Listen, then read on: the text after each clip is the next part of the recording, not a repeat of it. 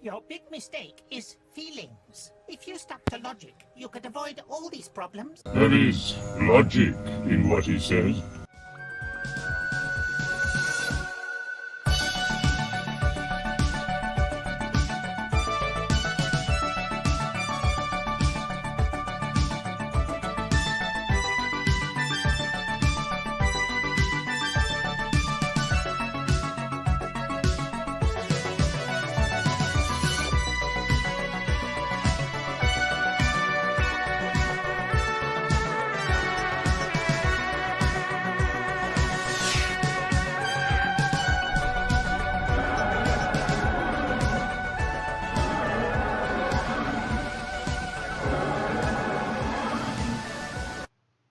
All right. Welcome, emotionless robots, emotional administrators, and bodiless emotions, to episode 448 of an Unearthly podcast, streaming live on the 26th of April, 2022, and featuring K-9 Fear Itself, written by Everett DeRoche and Graham Farmer, starring John Leeson as K-9, Keegan Joyce as Starkey, Philippa Coulthard as Georgie Turner, Daniel Weber as Darius Pike, and Robert Maloney as Alistair Griffin. I am Bill Sylvia, the one in black, and with me are Randy Ronson McCulloch. Good evening. Alex Fireheart. This Narnia adaptation took a weird turn. And Mad Matt Winchell. So when do they turn into Cybermen? Because I was actually thinking of it in the show. I didn't even know what your opening was. I just thought that while watching the show too. It's like, K-9, are you sure you're not kind of borderline Audacian or something? I don't think K-9 ever fought the Cybermen, at least on screen. Not on screen that I'm aware of. No, that was the blank era. That empty space between Revenge of the Cybermen and Earthshock, where we had no Cybermen for years. Yep. And I think K-9 only actually dealt with the Daleks once. And K-9 wasn't in the Five Doctors, I don't think, was he? Nope. Was, but not taken to Not in the part of the area where the Cybermen were. Nope. No, he was caught with... Actually, no, that's right.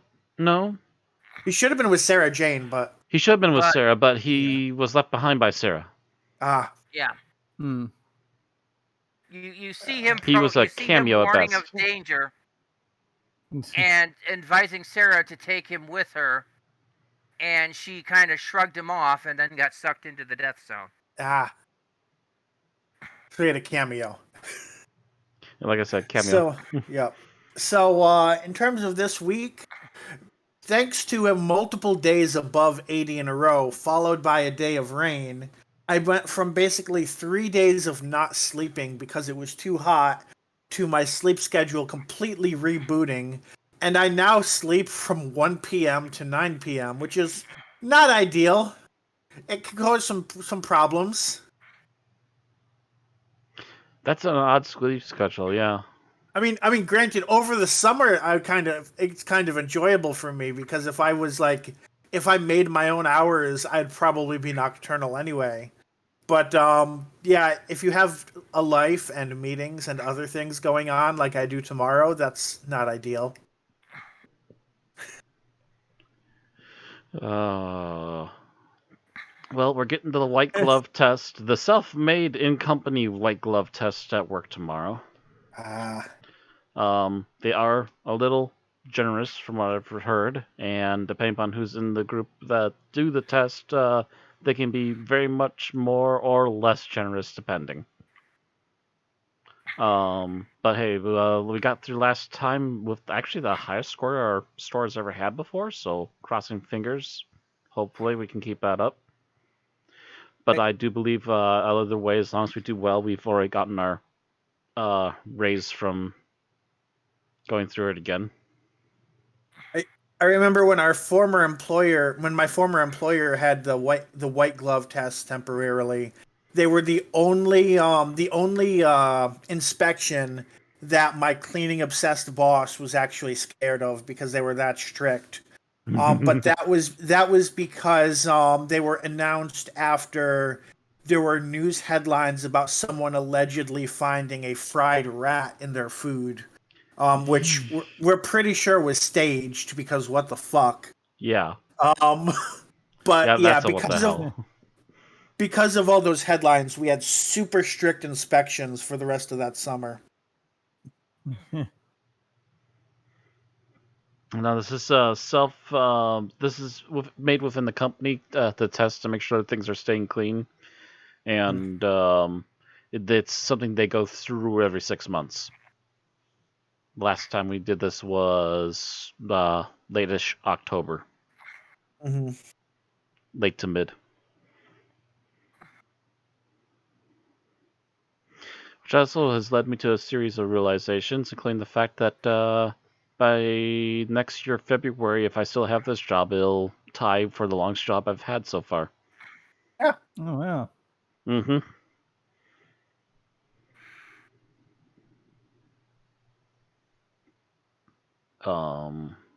Anybody else have anything going on? Not really. Yeah, not really. One of my tabletop games ended in massive death and destruction. Ah. Fictional death and destruction, I hope. Oh yeah. I was gonna say which one, because there's different interpretations for death and destruction. So sometimes you just get too far on the DM's bad side. And... No, this was not DM vengeance. This was players being stupid.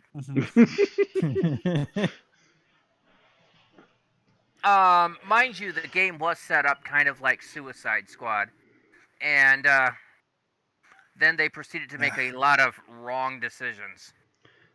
Let me guess, Barry Leroyd? No. Surprising. It was honestly, Barry was one of the people that was doing better until the very end. It was one of our other people that seemed to be sabotaging the group from moment one. Well, that doesn't help, yeah. Yeah. Tried to get 2 of the members arrested. That didn't help. And they were able to talk themselves out of that one. Followed by picking a fight with a South American gang in a bar, and subsequently get one of the parties shot in the back of the head. Ooh, yeah. Yeah. That'll put your panfish down real fast. And then, a few sessions later, their whole goal was to break this person out of prison. And between the actions of some of the other ones, started a massive prison riot. Person drives their car right past the fence into the middle of the rioting prisoners, and basically told them to get the fuck, stuck their head out the window, told them to get the fuck out. I'm like, you realize that's not going over well. And yeah, that left them stranded there with no vehicle and government response on the way. So the question is, were they successful in their mission? Because just because they didn't survive didn't mean they weren't successful. They were, but only because I added an NPC, and only one of the party actually made it out with the NPC. Everybody else died. So a bunch of idiots, run! Well, yeah, that was the thing. Military air vehicles show up to secure the place. These guys are 50 yards away from the prison trying to escape. They decide to try to cheese it from air vehicles. Has the word strafing meant anything to your characters before? Because it's about to in about 5 minutes. Yes. Well, the other tabletop game ended in death and destruction, but not of the characters, but of a headset. Oh yeah, Erin's got a new one now. Yeah, I heard it was today she got it. Yep. She seemed to be pleased with it when she was using it, because she's gotten a wireless one now. I'm slightly envious. Yeah, I'm thinking that's the way I should go too. My my keyboard and my mouse have been actually very good to me so far. Although I do need a better model mouse. Well, It's not the better issue. It's the whole. It likes to double click, and Logitech seems to have an issue with that issue. well, our major problems is the kittens. Yeah, Mm. They love cords. they love cords, and they love the belly flop on the headset cord. Plunk. Well, that's what happened to Aaron's headset. Yes, Hmm.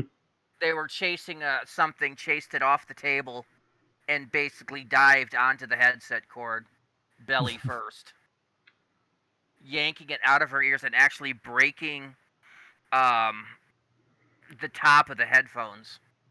Ugh. I'm like, oh yeah, I can't fix these.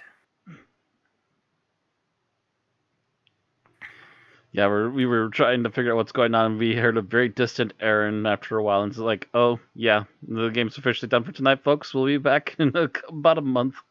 See you all next time. It was bad. We would be back in 2 weeks, but I'm going to be gone the next Saturday, so... By the way, what got you into the chat so late today? Oh, I was busy, I kind of lost track of time, and then I was busy trying to make sure I got everything ready. Yeah, I had to work until 6 tonight, so everything after 6 o'clock was in a hurry, including getting around to the episode itself. We were wondering, because I didn't actually join the channel until after 10, because I was waiting for cough medicine to kick in. Because at 9:50, I finished watching, and I sat up, and I sat there and coughed for 5 minutes straight. I'm like, okay, no, that has to be taken care of before I can talk to people. Right. Yeah, I've been in a race since 6 o'clock. In fact, I didn't get out of work until 20 minutes late. Because the last minute I had to deal with a pizza that had a broken package.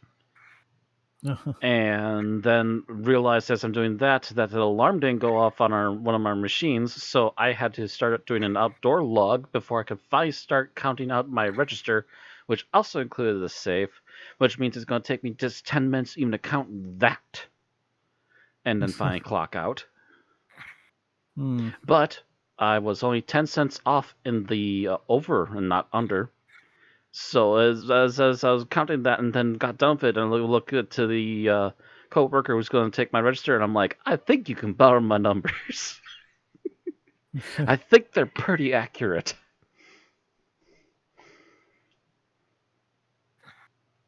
I'm pretty sure that 10 cents was left over from people who just didn't want their change today. So there you have it. Sometimes you got a line that needs to go so fast that you just don't have time to throw that extra change somewhere. You just go, forget it, it's in the register. All right. Well, as I mentioned, we're a little behind schedule, so let's go ahead and start up tonight's stuff. We have a birthday, followed by news, which we actually have some. Geek Talk. I think we have Geek Talk. Do we have Geek Talk? We have 3 pieces of Geek Talk. I could have added a 4th, but I'm going to hold on that one. I think that's about half of the movies Alex watched this week. Yeah, I watched way too much to talk speaking about of which, everything. Bill, so I also have a narrowed it music down. video for you to watch. And then after that will be our episode summary, our review, our final thoughts, and our ratings. So, starting with the birthday, was on April 20th, right after the end of our last podcast. And that was Louise Jameson, who played Leela from 1976 to 77. She turned 71. So happy birthday, Louise. Feels so got a weird week to all have to only yourself. Yeah. You're officially more popular than the doctors this week. Moving on to news. The Barb's 7-day ratings are in, and Doctor Who had a total of 3.47 million viewers. This did, in fact, save the episode from becoming the lowest viewed episode in the show's 59-year history by 360,000 viewers. Close, though. That was close for a minute. Yeah. Overall, Doctor Who was the third watched program that day, with ITV's drama The Thief, His Wife, and the Canoe taking top place. I can't get over Doctor that name. Doctor Who was the 24th most watched program for the week. The figure includes all those who watched within 1 week of transmission. Speaking of which, by the way, I saw nothing but positivity about the episode in my feed, at the very least, for if nothing else, for the Sea Devils themselves. Hmm. People were very thrilled to see classic Sea Devils. Hmm. Seen a lot of mediocre opinions about the episode itself. Yeah, I can't blame some people. There's some, like, we were kind of touch and go about it ourselves, but Right. the general feedback is good Sea Devils. Fix some of the rest of that, though. I did see exactly one person bitching about the Sea Devils, but they didn't actually say what annoyed them about it, just that they hated the new design, and I was like, how? Why? maybe their favorite version is the one from Warriors of the Deep. I don't know. I don't know. Yeah. Did they Almost want them wonder in if more it's- samurai armor? Well, I'm almost just wondering if they were hoping that they would get redesigned like the Silurians did or something to be more human looking. That's true, yeah. Which I think took away Especially from if the they're primarily Silurians, to be fair, but whatever. Hmm. Yeah, it is harder to see them as offshoots of the same species with their various different modern Who interpretations. Hmm.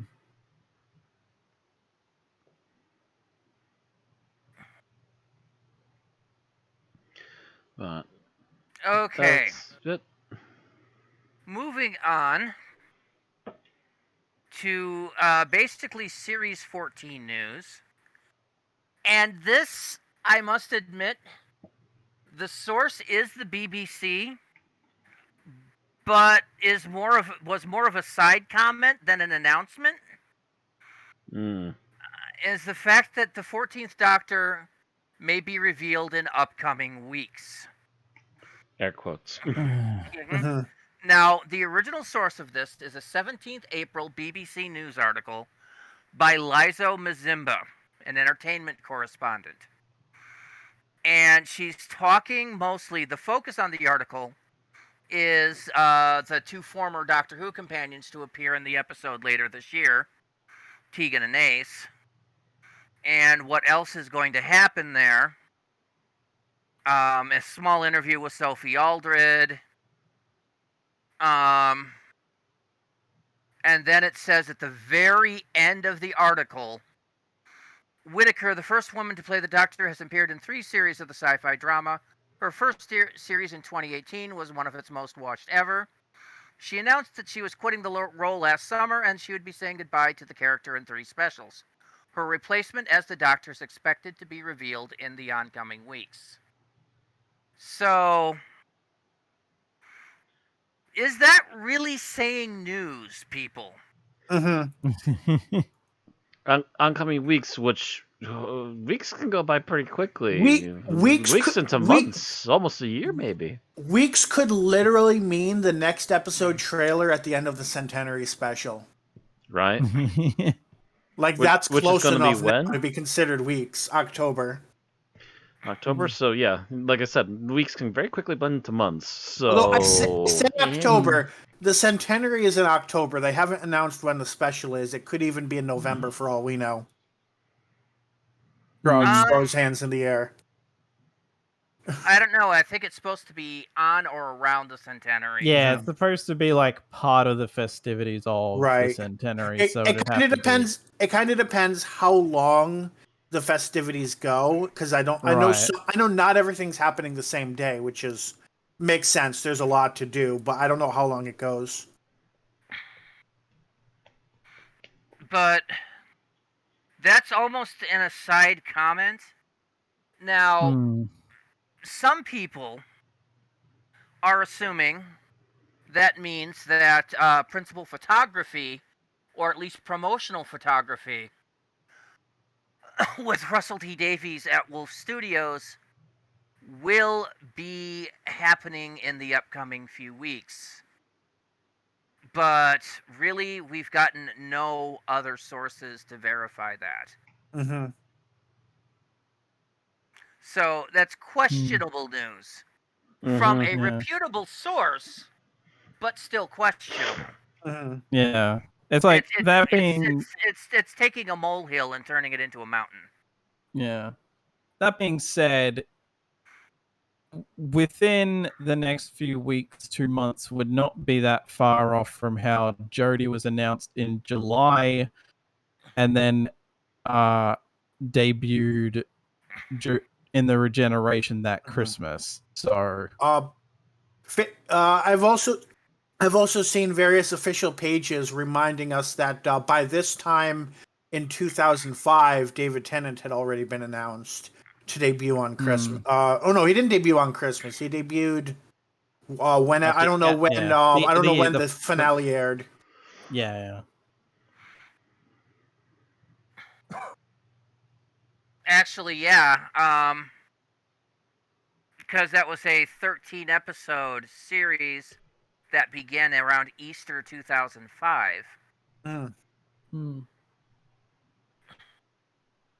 So it was July, August when we had that regeneration. So basically, they were announcing don't get attached to Chris. Yeah, they announced that by like the third episode.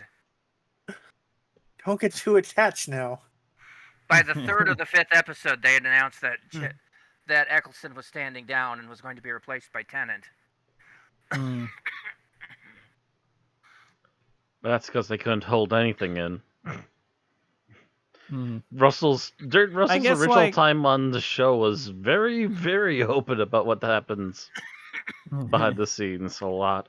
I guess to be fair, in that case, it was probably better to make it clear that the Ninth Doctor was only going to be there for the one series.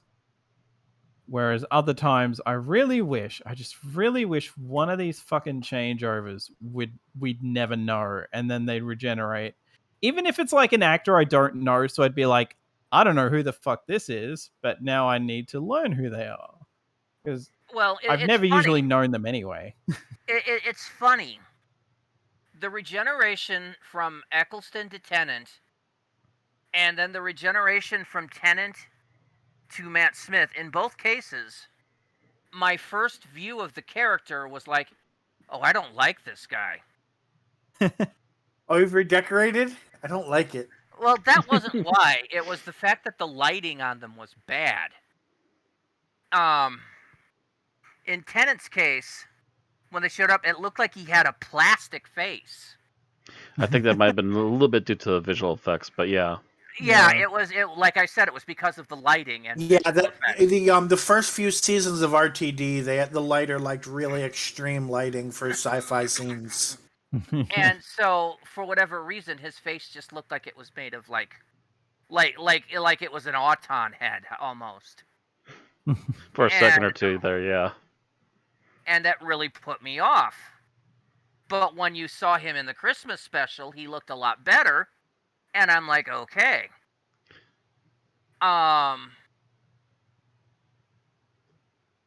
the same thing about Matt Smith is he has this puffy, rubbery face.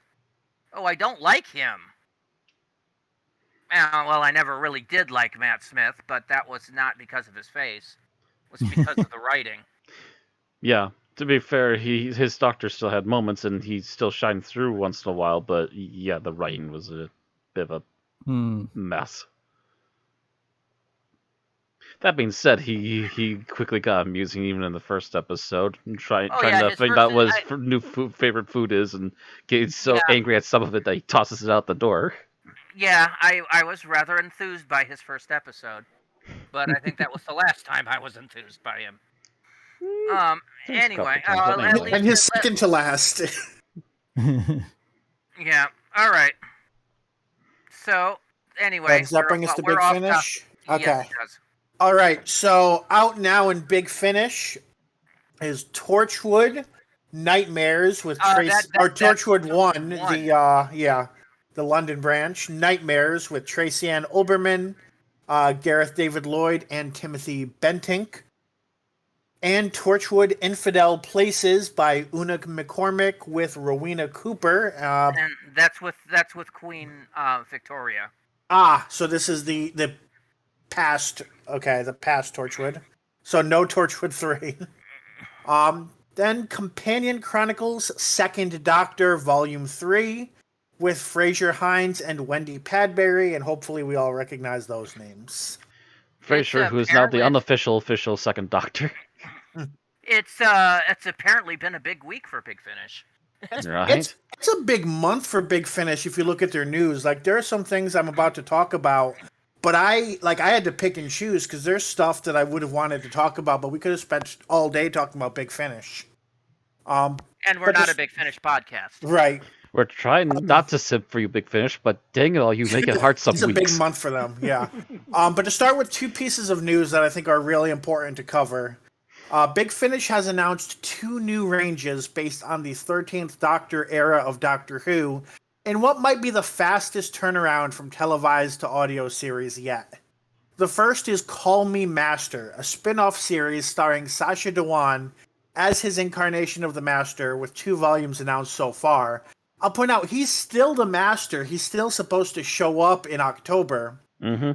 I don't know what this means for the RTD era, but he still at least has 1 more TV episode to go.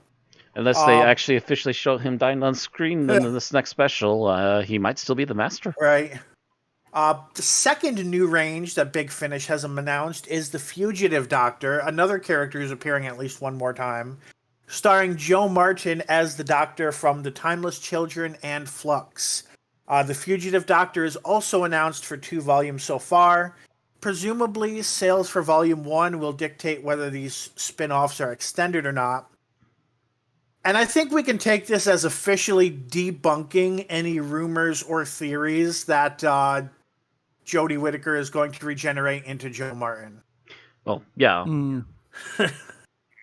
Those were bad rumors to begin with. Yeah.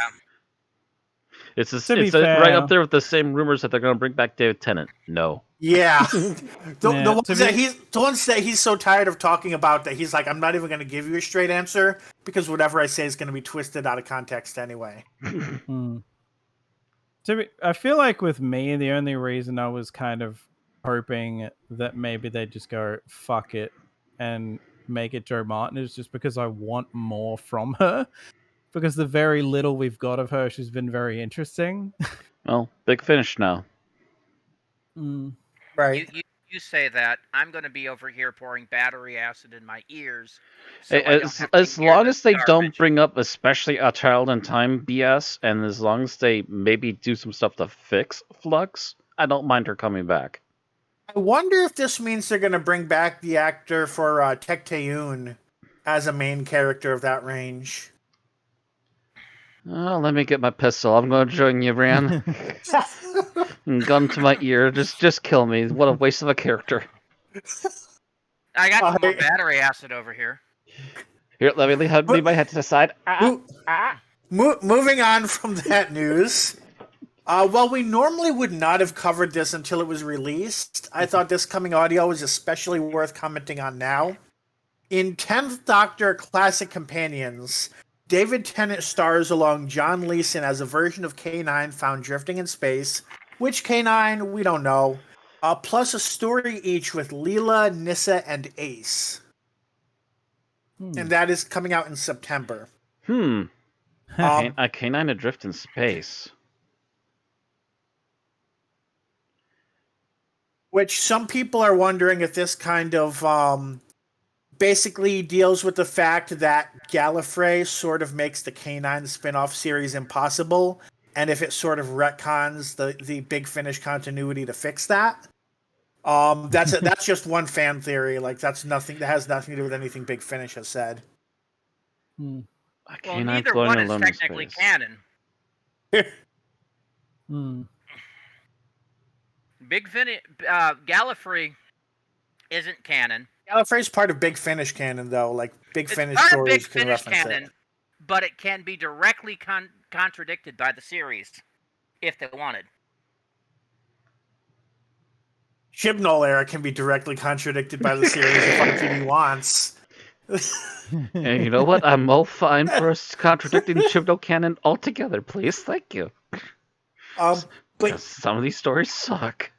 But yeah, I thought this was interesting, especially in light of the fact that we're getting Ace, a month later on screen, and Right. that we were wondering if we were going to see Nissa, and all of that. So that just seems especially interesting.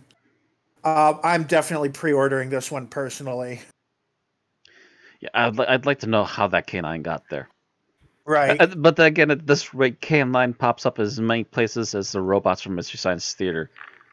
At this rate, by the 90s, the robots on Mystery Science Theater were like, give up trying to figure out how we're just so many of us. We're just everywhere, baby. Hi, how you doing?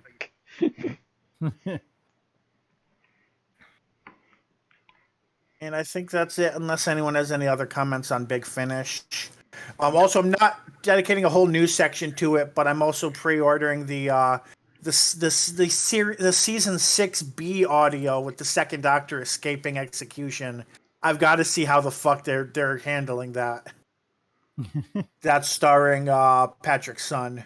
Bill, we are not a Big Finish podcast. Okay. It's late. still Doctor Who. But that's why I didn't want to go in detail about it. I just said I was pre-ordering it. So now we move on to Geek Talk. Yep. And this is kind of funny because I had quite a lot that I could have talked about, but I decided to narrow it down significantly because I think in total I probably watched like 8 or 9 movies. But I decided for the Japanese side of the Ju-On franchise that I would just talk about the direct-to-video movies that came before the theatrical ones. Because to be quite honest, despite the fact that combined they are 2 hours long, I find them more interesting than the first 2 theatrical movies. It's all, I mean, like, the shtick with, like, the first... I don't know if this is a thing beyond, like, the American Grudge 2, but they're not told in chronological order. Like, the order of these movies is just kind of that all over the happens place. a lot with different franchises, depending on how they do it. Yeah, it's very... Do you mean the scenes are out of? Do you mean the scenes are out of order, or the movies are not in chronological order? I mean, it's more like it's told like Pulp Fiction. Okay, yeah, sort of a thing where like it's if you wanted depends on rearrange everything. how well the story unfolds in a certain way. To be fair, so I think it's less so in the US one. I'm not sure about the Grudge 2. But the American one, which I'll be talking about later, is. But yeah, it's funny because there are some aspects that I had to read a wiki to be like, oh, so that's what happens. Oh, thank God. I almost thought there was worse implications than, murder. Or at least like things that are on par with that are also just as fucked. So it's like, thank God for that. But it's funny because the direct-to-video stuff I almost didn't watch, but then it was I read a thing where the director was like, "Oh no, it all ties in together somehow." So I'm like, okay. I watched the 2 3-minute shorts and then the direct-to-video movies, and it was just, I don't know. It's interesting because in my head I classify these as something that I'm not sure even exists, which I referred to as slice of life horror to a point anyway, because it's a lot of people just going about their lives and then they die. They're just going about their lives and then this curse gets them. Is just how this works, at least with the direct-to-video ones. And it's funny because by virtue of that, it feels like there's less plot. But I prefer these to the 2 Japanese movies I've seen in this franchise that are theatrical that do have more of a plot. So it's just weird how that worked out. And I was like, God, I'm just... Because I don't think I even regarded the direct-to-video stuff that like too much. I didn't think they were bad, but like then I watched the 2 theatrical movies and it was just like, I kind of like this better when it seemed like there was somehow less plot. Spooky things just happen and they die. Yeah, especially because they seem to drop the idea to a point anyway. It feels like that, like, if you die as a result of the curse, you're basically pulled into it. So like in the direct-to-video stuff, some people that try to fuck around with it just kind of end up getting pulled into it and becoming ghosts. Whereas in the theatrical, I think maybe one person does, and then the second theatrical is, I don't know what the hell. That movie goes in a weird direction. It has a fucking bizarre ending. It's worth the theatrical movies are worth watching just for the second one, at least for the sheer lunacy of where that goes. But I honestly do think that the direct-to-video stuff is worth watching. I mean, again, like combined, I just watched it as a YouTube upload because I could not find anywhere to watch it otherwise. So I was just like, fuck it. And yeah, it's like it's under 2 hours to watch both, so I feel like that's worth checking out. But moving on from there, the interesting thing about the first Hollywood The Grudge movie is that it is done by the person who created the franchise and set in Japan. And aside from being a remake of the theatrical movie, it actually takes elements from the direct-to-video movies and at least one thing from the sequel, the first sequel in Japan, theatrical.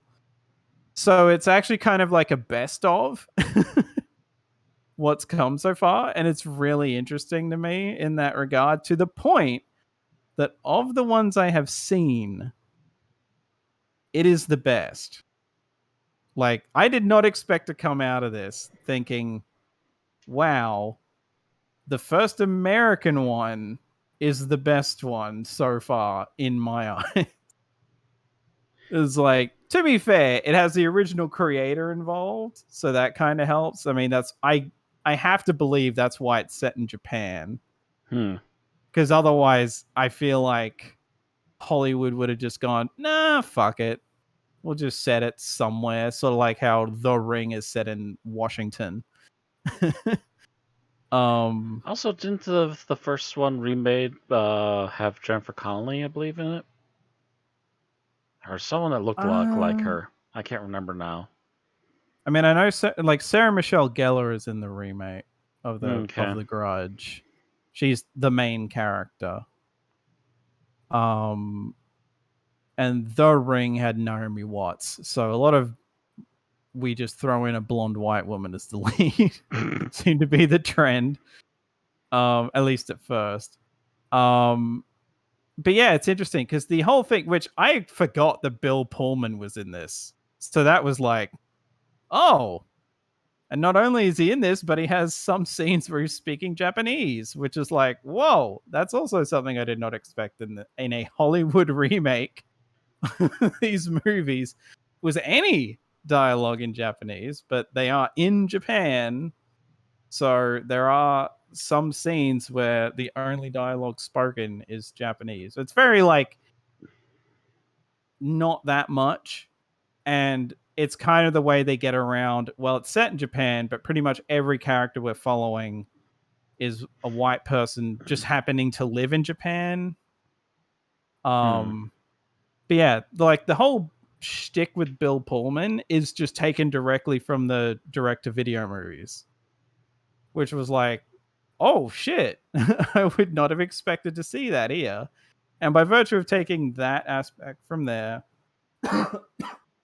a kill from that where a person had their jaw ripped off, so they're just like, whatever. And it's now we've got Hollywood money, so it looks a lot better because the original direct-to-video version of that looked very cheap.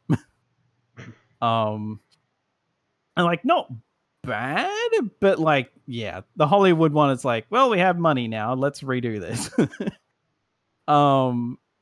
Yeah, it's like it's so amazing to me that by the end of it, I'm like, wow, this really was just kind of a greatest hits of the early life of this franchise. I kind of wish they brought back the phone thing properly to where in the shorts and direct to video stuff, you would get a call from a number that was just the number 410 times. And it would be like one of the ghosts fucking with you, sort of like making noises. And like, I wish that had been in there, but you know, oh well. They ditched that even in the theatrical Japanese movies, so whatever. Oh well. And it is a thing of like The Ring was a thing around the same time. The remakes of both happened it came out the same Very year. close together, yeah. Yeah, so it's like I can kind of get why he probably thought, you know what, I'll ditch the phone number thing. He ditches a photo thing that was also present in the Japanese movies, I think. So it's like I guess he was worried about comparisons, so he's like, no, I'll just shove some of this aspect aside. But yeah, honestly, I feel like you can appreciate it more if you watch the direct-to-video stuff and the first two theatrical Japanese movies. But honestly, if you just want to jump in it from the remake, I think the US The Grudge, the first one, is honestly worth checking out. And moving on from that to the final thing, I basically decided to talk about Ringu and The Ring at the same time because it's so funny because I watched one and then directly watched the other after it. So like I watched the original Ringu, so the Japanese film, and then watched The Ring. And it was so funny how some of the differences are where because I watched the Japanese one first, there's a lot of stuff where I'm like, the Ring to me is worse. It's not bad, but there's just some stuff where it's like you're just overcomplicating this, like for the sake of tension. Like the characters in Ringu are just kind of going about their lives while still trying to figure this out, and like their workplaces are very willing to, like, you know, they're not saying, oh yeah, an evil tape's gonna kill me, so I need to go investigate that. But they're like their workplaces seem very like willing to give them time off, or just that they flat out asked for last minute time off, or maybe they were just already on leave because they had to, you know, bereavement leave or something. I don't know. But, you know, they kind of get their way a lot easier, which you could argue is like lacks tension. But to be fair, Ringu isn't really trying to be a flat out horror movie. And then you go to The Ring, where they have to break into places half the time or like sneak around just to get shit. And I'm like, what the hell? This is so funny to watch considering the Japanese characters would just kind of get their way mostly, or they would go about asking for stuff and get it. Also, The Ring came out in a country where time off from work is a dirty word. True.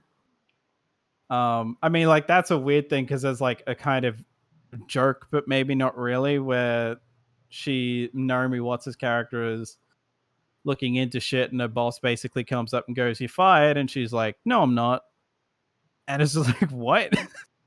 What the hell is this conversation? But anyway, like, you know, I guess she just abandons her work in this case rather than asking for time off. So she just, you know, she just kind of abandons her work to do, which, you know, fair. Like, you know, you're going to die from this curse. So yeah. Fair enough. That's probably more important than a job, but it's just so funny to me. And some of the things of like, oh, she told me to. Oh, who? Samara. It's like, wait, what? But in Ringu, it was like the ghost of the cousin that he liked that convinced the kid to watch the tape. Whatever. I guess they're not taking over that bit.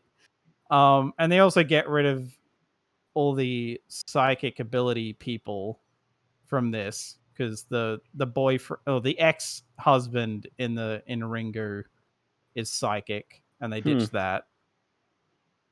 And he's also a college professor, whereas the ex-husband in this is just kind of, I don't know, a techie or something with a gigantic warehouse apartment or something. Right. That is so weird. But yeah, and the one random woman from NCIS is in this as well, which I completely forgot. I will say, yeah, of like, all these it's- movies, The Ring is the only one I've ever seen, and I was actually, it wasn't a bad movie, but I recall like, I was creepy. It was creepy while I was in the theater, but afterwards it was forgettable for me. While everyone else I knew was like completely freaked out by it. Yeah, I'm like, really? I yeah, find slasher movies more horrifying than this. the Grudge stuff got to me to where it was a bit harder to get to sleep after watching some of the Japanese side stuff. And The Ring, nothing. No matter what version of it was like, whatever. And yet somehow that's the more popular one for whatever reason, at least stateside. I don't get it. And I guess just to briefly mention it, I also did watch The Ring 2, and like, Jesus Christ. What the fuck happened? Oh, the American The Ring 2? That's the American The Ring 2 I heard is just nothing like, good about that one. They just completely jumped the shark, and it's just like, what the fuck are we even doing here? The beginning's interesting, and Sharon Carter gets shown the tape, which is a funny thing to remember.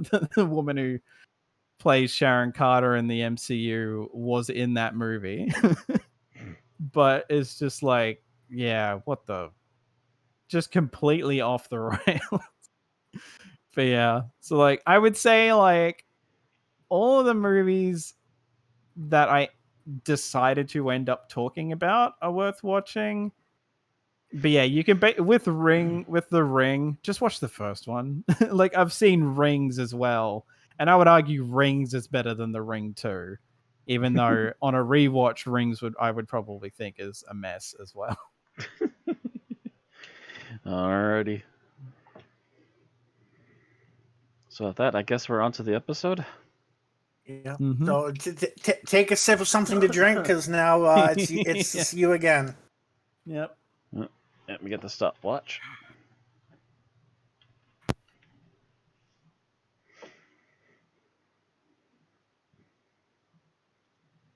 Alrighty, stopwatch is ready. Are you set? Yep. All right, starting in 3, 2, 1, go. Okay, we open on Darius rummaging through scrap in a random warehouse in a junkyard, only to be accosted by two homeless guys who throw him into a wardrobe that suddenly expands and leaves him hanging over a bottomless pit. At the same time, fear and paranoia seems to be sweeping all of London, seemingly as a result of this wardrobe. They say there are riots breaking out after a football match, which not too surprising, but you know, and whatever. But yes, while K-9 and Georgie's mum seem to be the only two affected, so I guess Georgie's mum is just an emotionless robot. It is believed that what must be in there is like more of an essence or a consciousness than an actual being. After trying to get K-9 to understand what fear is, K-9 volunteers to go into the wardrobe to figure out what's going on, only for it to turn out to be an alien consciousness, which I don't think they ever really bring up, that somehow manages to affect him, with K-9 developing a sense of fear and starting to see a Jixon. And essentially, this is, as he says, that emotions are a system error. He has a system error, and suddenly he can experience emotions. After being reassured that it isn't real and his system's backing that up, K-9 manages to somehow escape before Inspector Drake, aka the recurring bad guy, blows up whatever is in the wardrobe, shattering the wardrobe with his robot hand, which we'd never seen before until now, as far as I can recall. The We've heard episode noises, I ends. think, but we never actually saw it. The episode ends when K-9 returns to the others and reveals he somehow has emotions now as a result of all of this, and they have a group hug. The end. 1 minute and 50 seconds. Yeah, not exactly the most in-depth of episodes. No. So let's talk about what we liked about the episode. Actually, let me pop out my dice roller.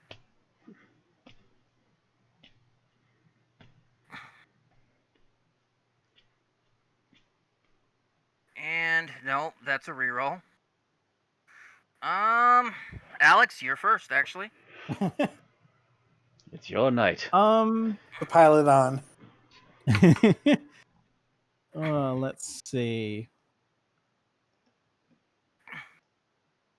I guess I liked. Honestly, I'm going to say that I like that this is something that, rather than it turning out to be a villain plot, at least as far as like the recurring villain goes, that this ends up being something that's affecting him as well is a nice touch. I mean, it's weird that it's not affecting Georgie's mum.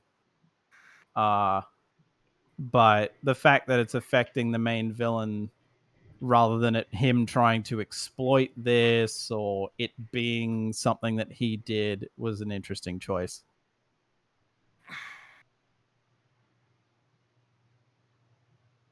All right. Matt? Overall thing I liked. I'm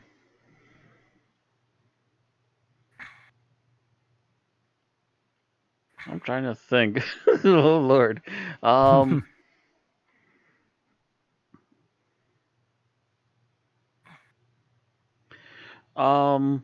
did like that. Whatever it was, we do believe it's an alien consciousness, I guess. That had a very interesting effect, but it had a very interesting effect, at least on most of our main cast. Like, oh gosh, my brain can't remember names for this show today. One of them like instantly freaks out as soon as he's in there. The other one seems, the other two at least seem to have varying levels of self-control when getting close to it. I think the first one's name is Darius, and I always forget his name because he's irrelevant to the plot of every episode. Pretty much. Basically. There might be an episode that he's relevant to, but we haven't gotten to it yet, if so. Yeah. But yeah, Darius, for a reason, can like instantly unlock the alien fear trap, whereas the other two seem to need to focus on a fear for a bit for it to affect them, which also, I guess, leads to more head tilting about the mom, but I don't know. They just really just don't explain her. And why she's just unaffected and unfazed by it. Obviously, she's half K-9. No, wait. Maybe she's an early Cyberman.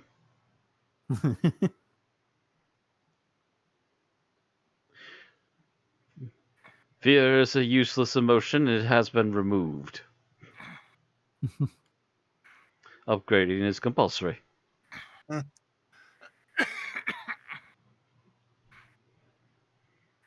All right.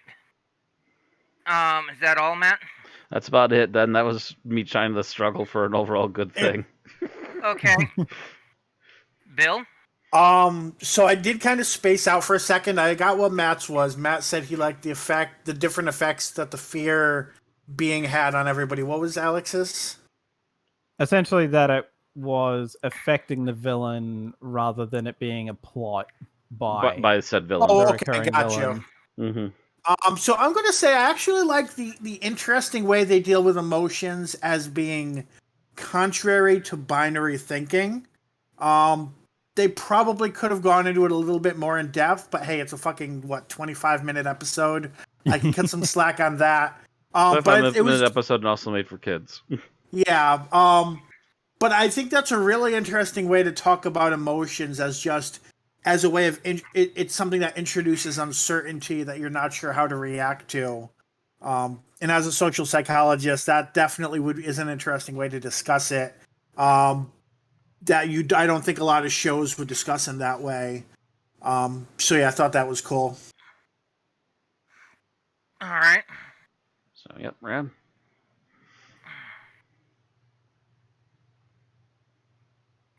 Let me see. He's having to scratch his head as hard as me.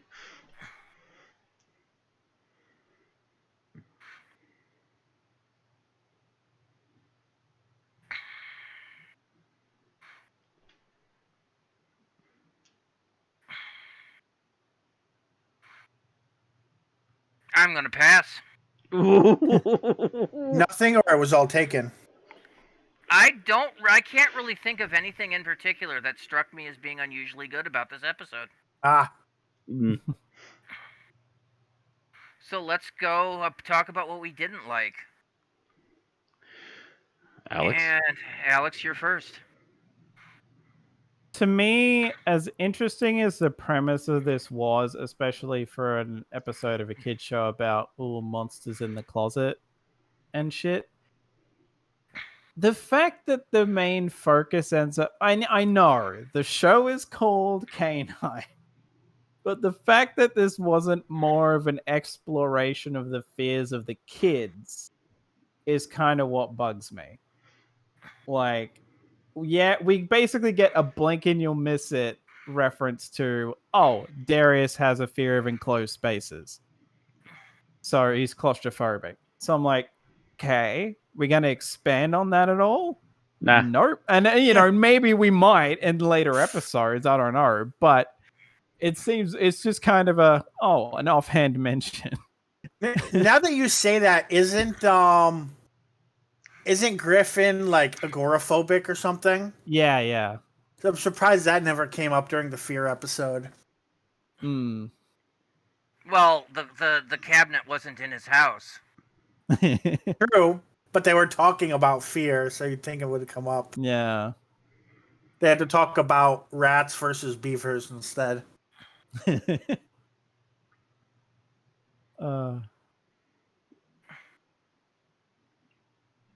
it's one of those things that it felt like a missed opportunity to not like delve into.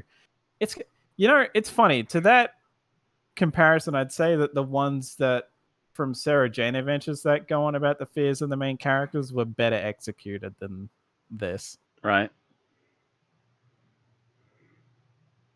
Anyway, so that's Alex's. Matt. Mm-hmm.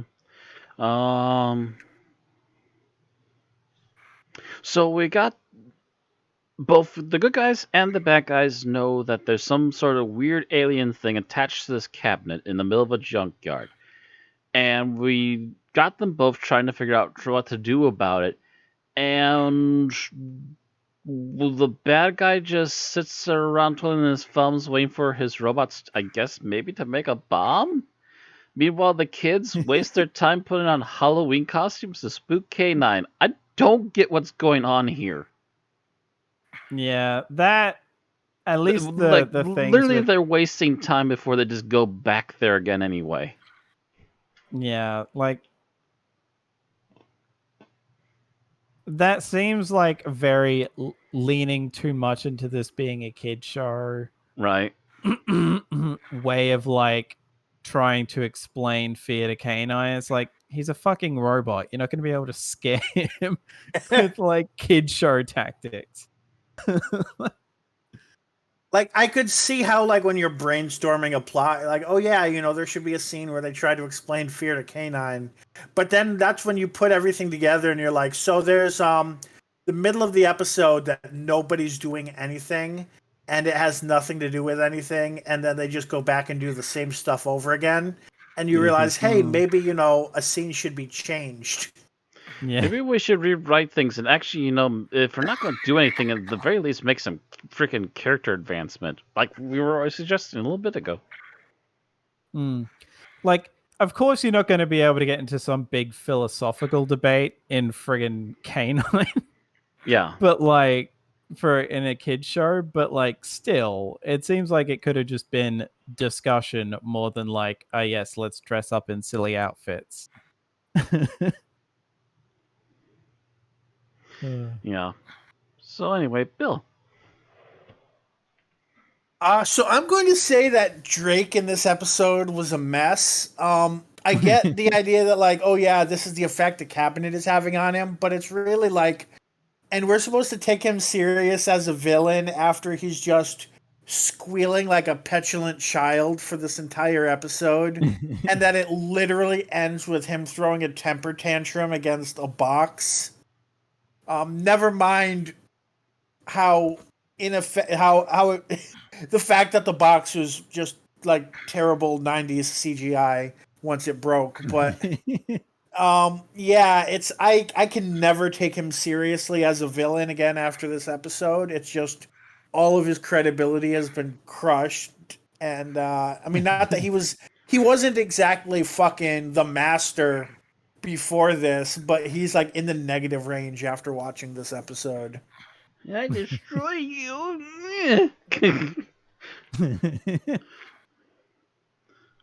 Like they could have had him played by a 10-year-old and he would have been less childish. Oh, I'm going to talk about that in a moment. Speaking of, are you done, Bill? Yes. Okay, so the last time I was with you guys and we covered K-9, way back last season, I think, when we first started this, I kept putting up analogies between the gang and Harry Potter. Mm-hmm. And it's never more obvious in this episode because it's a goddamn boggart. Yes, that was the first thing that came to mind when we started watching it. If only Drake said something like, "Wait till my father hears about this." Yes, Drake is fucking Draco Malfoy. He acts like Draco Malfoy. You shall not talk to me and my father ever again. In Malfoy's defense, I think over the span of 7 years, he becomes slightly less childish. He's season 2 Draco Malfoy.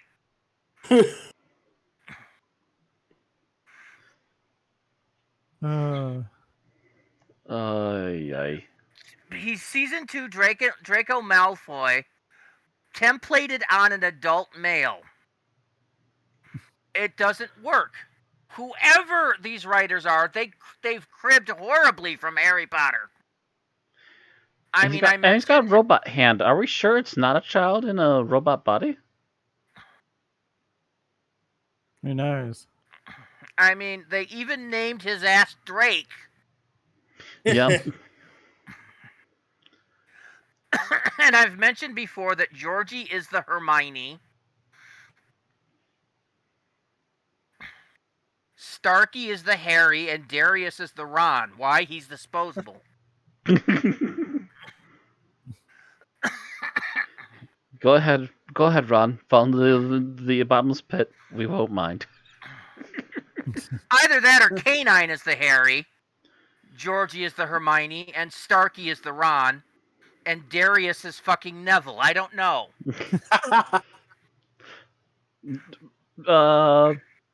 K-9 is Harry Part 2, because apparently they're interchangeable between him and his human counterpart.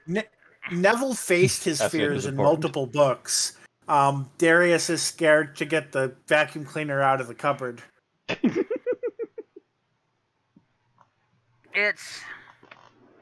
But what I'm saying is, I was talking more like of character importance, but... Right. Yeah. It just seems to be that the writers have cribbed horribly from Harry Potter, and one of them turned to the other ones for this episode and went, you know what would be good? They face a boggart. Only it's alien.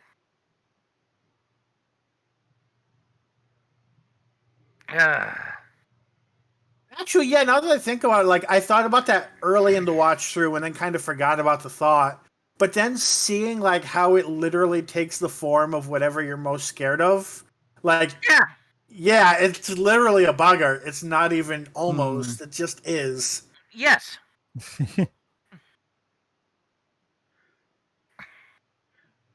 So I'm spending the entire time. It's like, seriously, seriously, seriously, ridiculous. Come on. The flying dogs, the silly children, and the disembodied alien voice, which tries to spook you. Yeah, it just did not.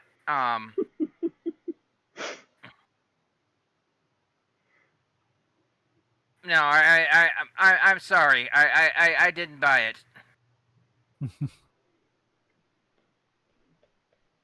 Okay. So, Oh boy, here we go. favorite scenes. You know, this one just I'm going with because it got a genuine laugh out of me. And it's like Professor Griffin doing like all the stuff on the board, and then he's drawn something, and they're like, wait, beavers were responsible for the plague? No, it's this. It's like, it's a rat. And it's like, that's a rat? Because it is kind of a shitty drawing, so it's kind of like, Well, after what? he adds whiskers, you can finally kind of tell. Yeah. But I love how they're just like making fun of his shit drawing, and he's just like, God damn it, it's supposed to be a rat. Well, he also misspelled fear when he was first writing, too. You know, You know what? for a I professor, could believe that. I could believe that it was not scripted, but then he accidentally wrote 2 A's and he's like, fuck it, I'll just fix it. And they're like, you know what? That actually looks realistic. We're going to keep it. We're going to keep it, and let's add on to it with the bad drawing.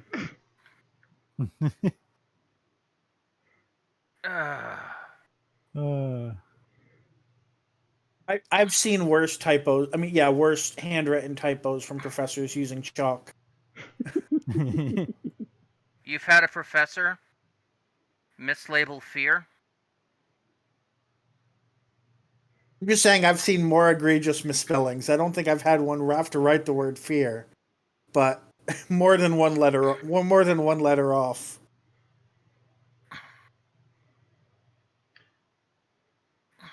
Don't make me try to spell onomatopoeia. We'll be here all week. Me and my dyslexia.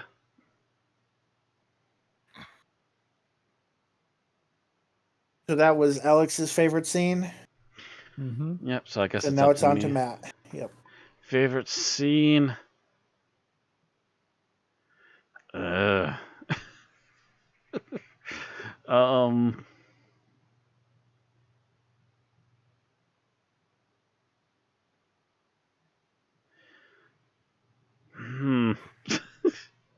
Actually, you know what?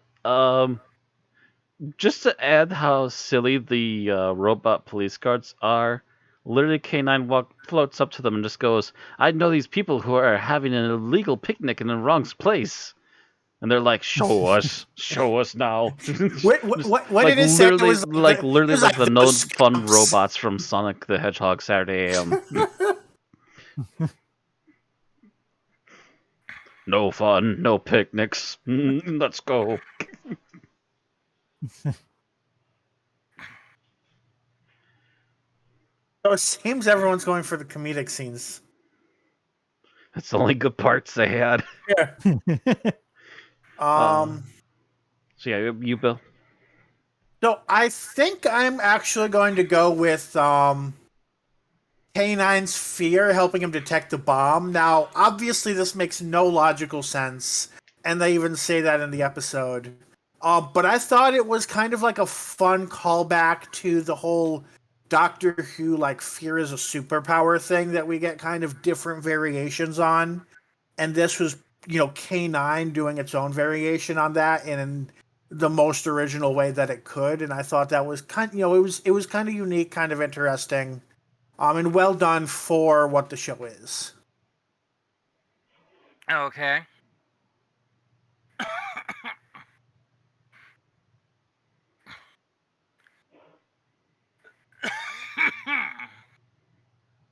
Okay, so we down to me now? Yep. Mm-hmm. No more passing. What, am I only allowed one pass per now?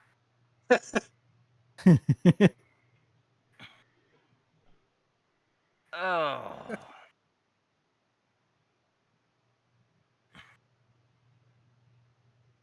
I think just because it was so lighthearted in as opposed to the rest of the episode, I think K-9 coming out of the pipe at the end. So basically the same scene, but for different reasons. Yeah. The just the wee just I need to do that again. mhm. That was so hard. I was like, that is not a sound I ever expected K9 to make. Yep.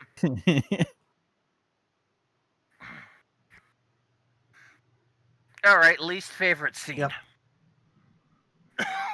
Alex. By contrast, I'm Yep. going to go with that for my least favorite because I did not need an emotional K-9, if I'm quite honest. That just feels like, well, this is a kid's show, so we can't have an emotionless, logic-based robot as our main character. And it's like, I mean, he is and he isn't. Like, the kids are supposed to be the primary focus, ultimately. You need a fully functional K9. Wink. It's just for like... the kids.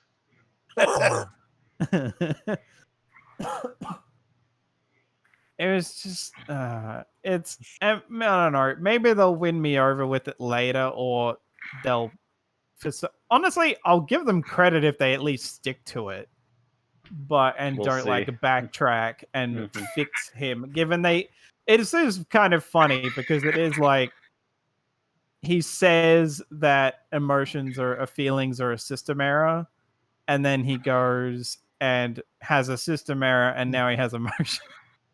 So it's like, well, I guess he was right then. Well, I think it's more like the system error was him not comprehending what he was seeing. But like I think the emotions were supposed to come from him being like, oh, I don't want to be separated from my friends, and therefore I can feel fear because of that. I think that's what they were setting up. I mean, it's also a weird concept in general because, I mean, he's usually shown sarcasm before, I feel. Yeah, and sarcasm is an emotion. So. It's definitely been possible to piss him off. Of course, he would always respond if you said, "Oh, K9, you're getting snippy." That is impossible. I do not have emotions. And we've seen K-9 get smug before. Yeah, Yeah. And same thing. If the doctor said you're getting a bit smug, you'd be like, "That's impossible. I do not have smugness. Smugness is illogical." Kind of like the Cybermen, now that I think about it, especially in the 80s, where they would feel all sorts of emotions and then deny them. There is Your logic in what he says.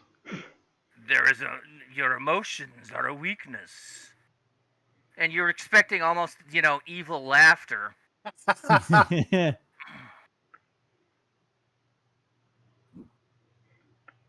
List all the positive things in life. These are meaningless.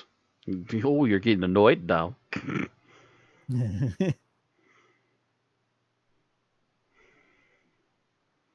Who was that? That was me. Okay, so now to Matt. Yeah, speaking of the whole... Yeah, just knowing the rest of the franchise... Emotions are an error. Hello, future cyber controller K-9. Yeah, like immediately what came to my mind was there is logic in what he says clip.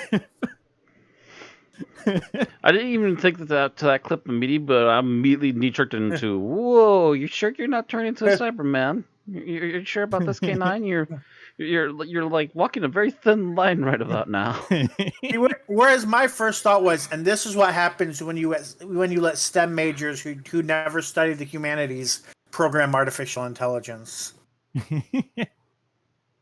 I guess they wouldn't be called the humanities in space, but Depends whatever. on which race. Yeah. The humanities, Vogonities.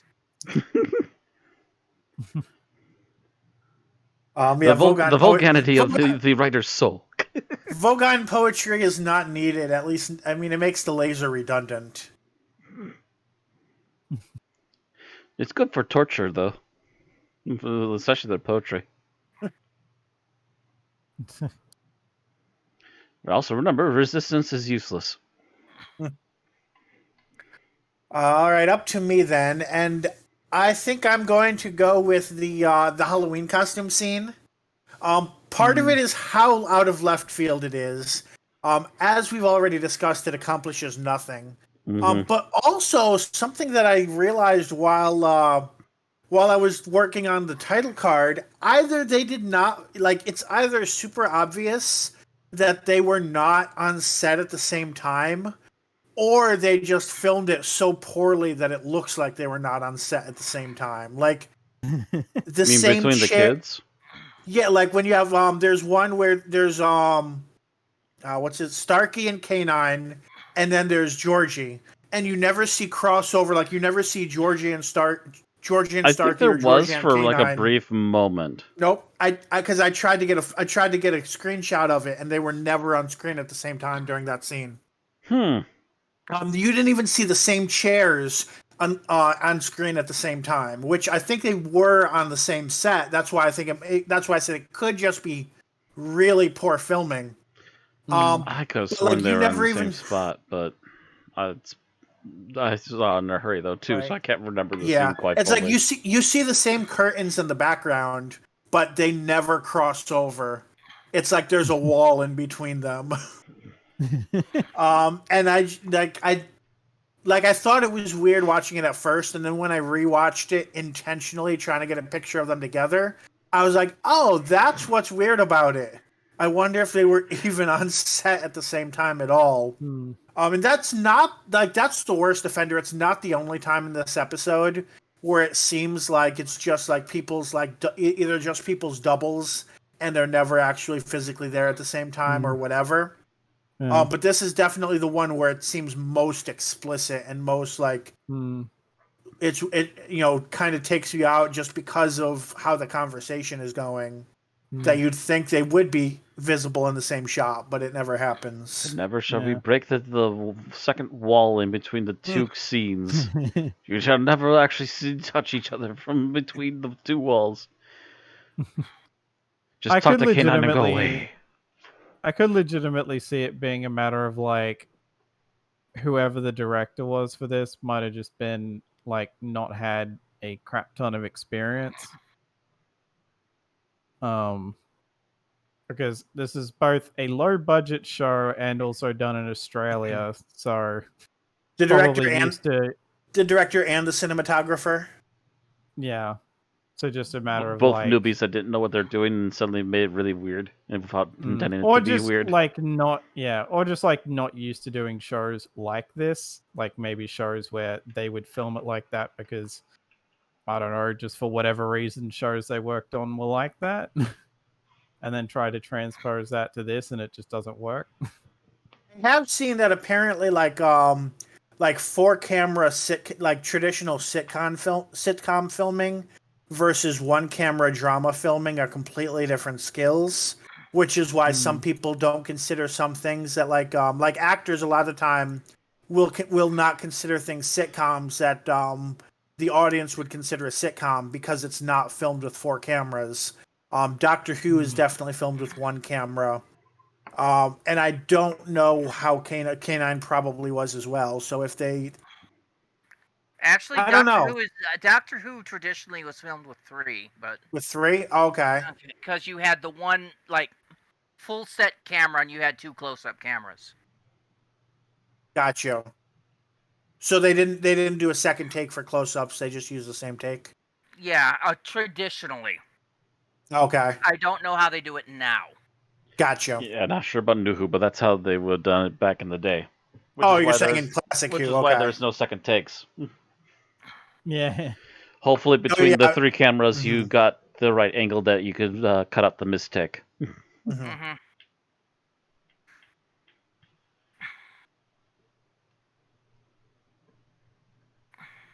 Right, so on to Ran.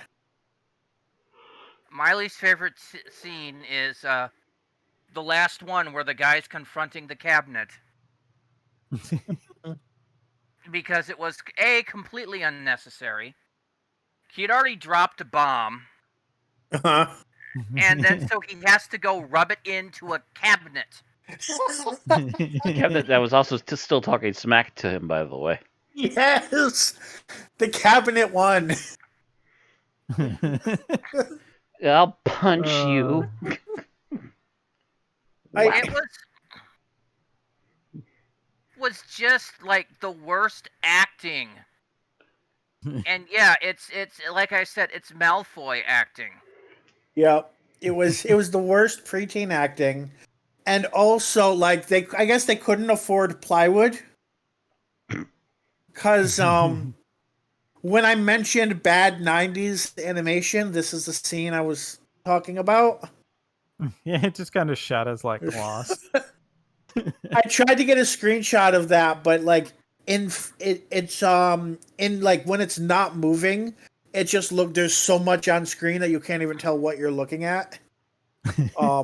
So I had to get the one from right before it when he was yelling at it.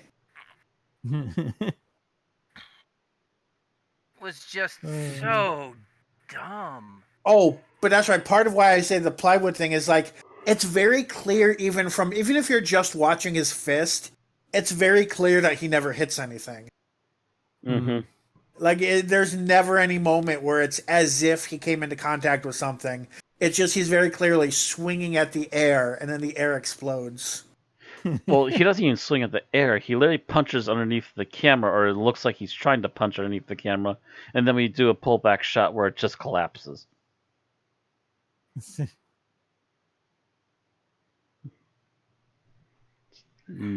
It's literally how you edit on YouTube because you don't have budget.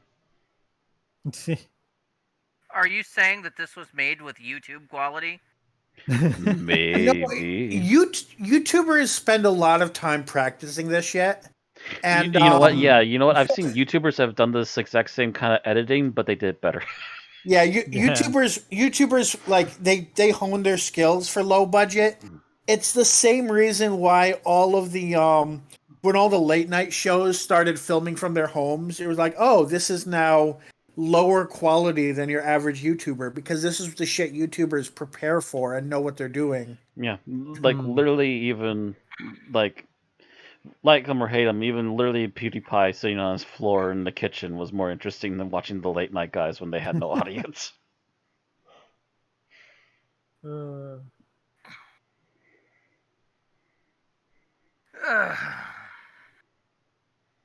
But anywho. Yeah, there's a lot of reasons not to like that scene. Yeah. So I guess that was Rand's least favorite. Yep. Yes. All right. So now it's on to final thoughts. Yep. Yeah, this is just one where like I like the concept, but it's just a matter of the execution. And like it's not even a matter of you needed more time or anything. It's just that some of the time they devote to other things is like, why did you need this? You could have, and the focus to me, the focus is all wrong, and that it becomes about K-9, which again, yes, the show is called that, but it's very clear that the main characters are supposed to be the kids. So it would make more sense to have this be like delving into the fears that the kids are facing and having them have to overcome it rather than, Deus Ex K-9 who just solves everything. And it's just like, okay then. And now we have emotional K-9, so gonna be interesting to see where that goes. But yeah, like yeah, 50-50 they forget by the next episode.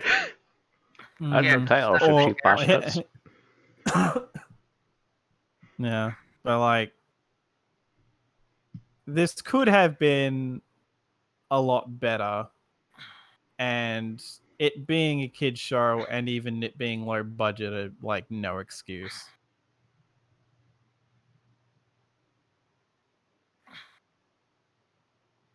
And that's all I've got. All right. Okay. So my thoughts on this. It's not, the really, really bare bones basic idea of, in particular, main characters facing fears is not a bad one. We've seen it done in multiple different shows and done very well. But the writing in this episode, my word! It's not even just the getting on things on camera to make the episode happen. It's literally even down to the writing is really skewed and off kilter and really poorly done this episode.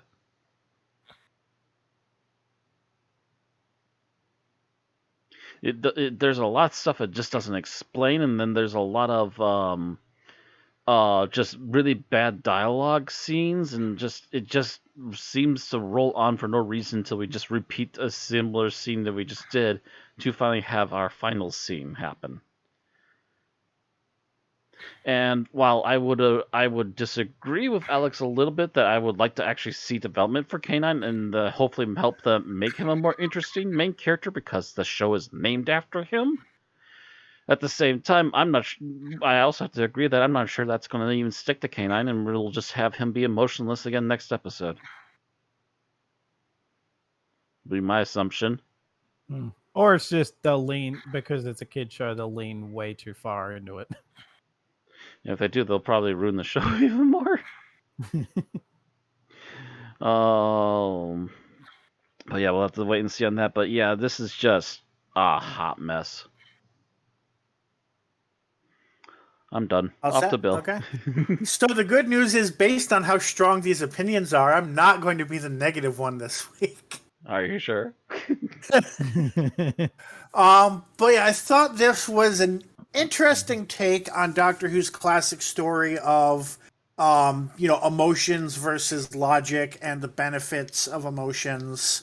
I thought at times I alternated between feeling like it was an unnecessary retread and feeling like it was an interesting take that was different than the ones we had seen before. I'd probably depend on my mood if you were to ask me overall which one I think is the correct take on that. But it wasn't as much of a retread as it could have been. There were definitely some issues. It seems like we may be pointing at the directing, but yeah, it could, it's an ensemble work. There's actors, directors, cinematographers, and all of them, and editors, and they all could have fucked up, or all did. Who knows? Definitely not great by any means. And I'm still deciding on my rating, but yeah, I don't feel quite as strongly about hating it. That's not to say that I love it either. On to Ran.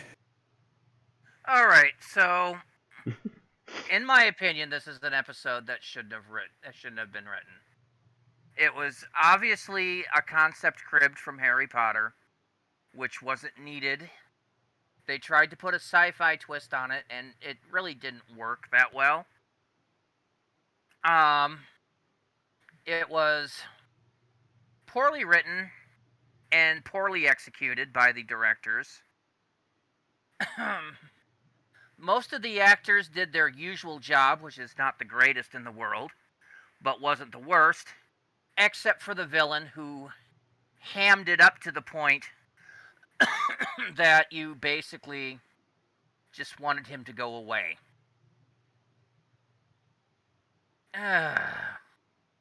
All in all, this is part of the reasons I began to lose interest in this show when I first watched it.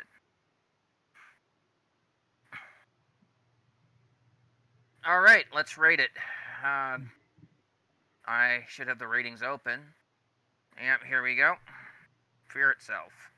So, Alex, you are first. Alex? Rating? I was very back and forth. The longer this has gone, the more I've thought about it. I'm like, I feel like the gloves are starting to come off with this one. I was giving it a bit of an easy time because it's it's for a younger audience, whatever. But you know what? When it's doing a concept that Sarah Jane did worse than Sarah Jane, I have to be at least a bit mean, and I'm going to give this a 2.5. Okay. Matt. I'm going to have to pretty much agree with that assessment. Sarah Jane was basically the same kind of show as K-9, and K-9 is just not pulling the punches like it should be. Sarah Jane Adventures was so much better, and just 2.5. All right. If this Bill. keeps sliding, it's going to go lower. I think I'm going to say that the positives and negatives balance out enough to make it into that 2.8 range, which makes it a 3.0. And I am going to give this a 2.0 because it really just did not. Me and Alex are right. Which, yeah, it makes Matt and Alex right at a 2.5. And it makes me the -1 this week. 2.5 in the rankings will put this at Basement Dweller. 382 out of 420 things reviewed. Basement It Dweller. is not on par with anything. It is slightly better than Torchwood Day 1. Ooh. And it is worse than Torchwood Greeks Bearing Gifts, which is at a 2.8. So, yeah. It's down in crap range. All right.